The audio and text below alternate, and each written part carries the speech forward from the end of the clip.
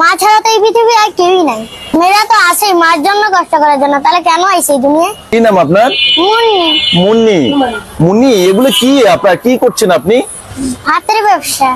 ভাতের ব্যবসা? কে করে, কে এই কাজটা করায় আপনাকে দিয়ে? মা। কি করে একটু বলেন তো পুরো কথাটা। আমি পড়ে আসার পরে মা আমাকে বললো যে যা এখন আজান দিছে, ভাতটা দিয়ে আস।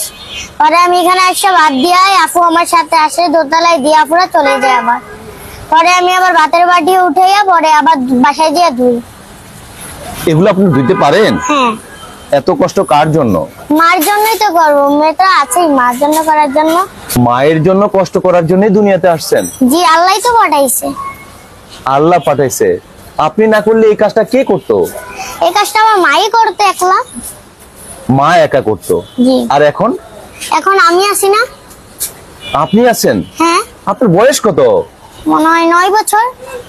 9 বছর বয়স। এই বয়সে আপনি এত বড় একটা ব্যাগ, ভাত ভর্তি, এই টিফিনকারি গলায় আবার এত কিছু টানতে পারেন আপনি? জি।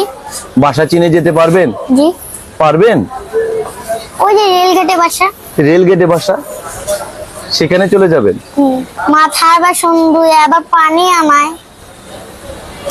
এত কষ্ট কার জন্য? মার জন্য করব।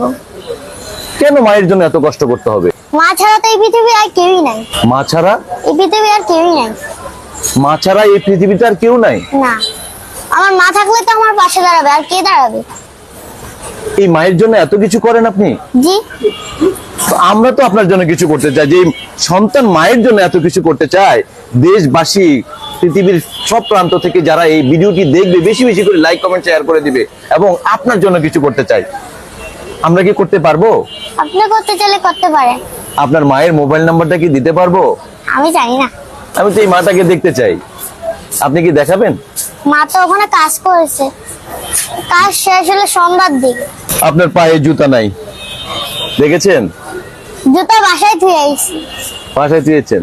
এত বড় ভারী এই ব্যাগগুলো টানতে পারেন আপনি? জি। পারেন? সত্যি পারেন? জি। হ্যাঁ, জি। তা আমরা মোবাইল নাম্বারটার অপেক্ষা রইলাম।